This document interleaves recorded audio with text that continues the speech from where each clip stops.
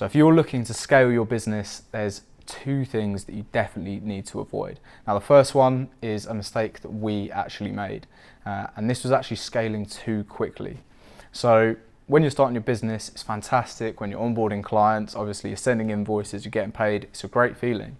However, you need to build a really solid foundation so you can sustain this growth. Now, it's really easy to overlook this, especially in the early days of your business. So we saw a lot of success very early on, and we didn't lay down the necessary foundations to continue to sustain the growth as we went on. So what I mean by this is just being myself, not a very big team, and I didn't really have the infrastructure in place to handle, an extra 5 clients a month consistently, because your number of clients you've always got at any given time is going to continue to grow. That's of course way more work. Way more communication with clients, so your work doesn't just double, it will triple or quadruple because of all the added variables that you're not considering as well. So it's really important to set the foundations before you actually start scaling. Scaling, I think, is actually quite easy for most B2B businesses. Usually there's just a problem of you don't have enough sales or you don't have enough calls booked, which in our opinion is a really, really easy problem to solve. Now, especially with the right setup of email campaigns, the right setup of LinkedIn campaigns, the right scripts which you can be testing, it's really easy to be booking calls with quite a quick turnaround.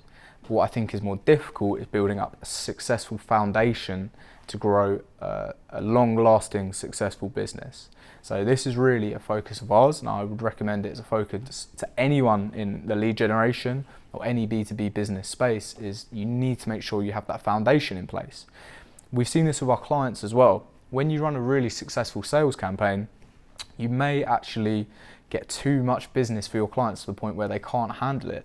And that's also, a negative thing. It's also a problem.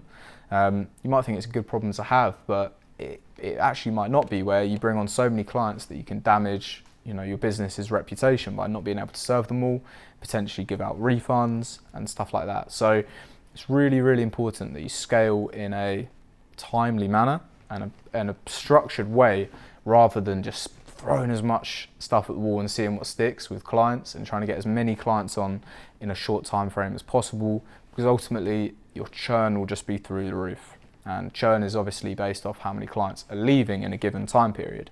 So as everyone knows, it's no good gaining an extra 5 clients a month if you're also losing an extra 5 clients a month because you can't service them all. So the focus with scaling should always be on retention. And that's how you build up a really successful business with high monthly recurring revenue, is you always need to be retaining your current clients for as long as possible, developing relationships with them, constantly providing results, potentially upselling them as well, which is much harder with brand new clients. You only get that after you've worked with a client for a certain amount of time. So that's what I'd definitely say about scaling, and it's a lesson that we've learned, is try not to scale too quickly. It's so easy to do because obviously you want that gratification straight away. You want a 7-figure business straight away, but it's not going to happen overnight. And for those who it does happen to overnight, it's probably not going to last, right? So you need to make sure that the foundations are set in place for you to actually grow a successful, long-term, sustainable business. The second problem that we've actually seen with scaling businesses is your appetite for risk seems to go down. So as your business is growing and you've got more clients on, obviously you're in a good position and you don't really want to take many more risks. Now, this can actually be detrimental to the scale of your business because you need to take risks to scale. So what I mean by this is hiring and investing in the right people and the right tools, which is going to be expensive. It's going to hurt your margins for a bit, it's going to hurt your cash flow for a bit, and it is a risk, but you've got to always think of the long-term picture. And problems that I've seen with businesses scaling is they're not thinking about the long-term picture, and they're just thinking about their cash flow or their margins at this current month, as opposed to month 12 or month 18 or month 24. And that's what you need to be focusing on. So it's not always about here and now, although of course it's always important for your business to be cash flow positive and always be making money. But if you're in the position to invest in the right people, the right tools, the right infrastructure for long-term sustained growth, then that will help you scale so much easier in the long term. Scaling is usually a bit like an exponential curve, if you've ever seen one. It starts off really slow, so you make really small incremental steps, and then all of a sudden it looks like it's just taken off. But what it actually is that's just 5% every year or every month, and it just accumulates, because that 5% in month 12 is actually an extra 5% on all the other 5%. So you get there very quickly, but that's only by investing in the right tools, the right people, as early on as you can. So people will just, I've seen business owners become quite risk averse as they start to grow. But I think always having some sort of appetite for risk to basically make your situation in the future better as opposed to your situation now is really, really important for scaling. So always think long term and always think about what's going to get you the best results in the future. This actually comes from a book that I recently read called Good to Great by Jim Collins, and he analysed, I think it was 11 businesses that had really, really successful runs. They were defined as great businesses where they had just basically exploded, had massive increases in market share and were running really, really successfully.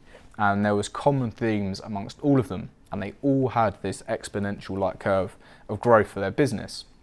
Now, what it shows is that they were doing the same things, investing in the right tools, investing in the right people, but doing it over and over and over again. And what it looked like is all of these businesses just had one point where they'd just taken off and they'd done one thing and it'd just make their growth go through the roof. But in reality, what it actually was accumulation of all the things they had done early on. So laying down the foundations, getting the right people on, investing in the right team, investing in the right tools. And over a long enough time frame of all of this working together, it had hit a point where the growth had just started to skyrocket. And that is what will happen with every business. If you set the foundations right and you set those initial start points, initial conditions right, and you continue to just grow on it, scaling will become much easier in the future. So that's the biggest thing that I've learned and we've learned in our business in terms of scaling. Always think about the future as opposed to the now. And I think that will really help everyone listening.